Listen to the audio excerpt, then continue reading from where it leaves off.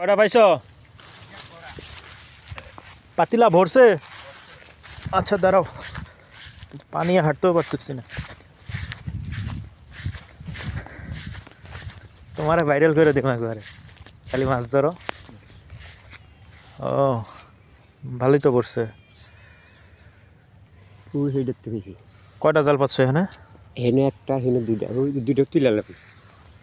3 কেজির মতো হতে পারে না? হ্যাঁ ভেবেছিলাম। ভালোই, ভালো দাম পাবা সকালবেলা, নিয়ে যাও।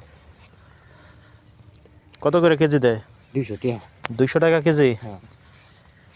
তা তো 500 টাকার মাছ ধরে ভালো, সকালবেলা ঘুমে থেকে উঠেই। 500 হইতো না? 500 হইবি তো।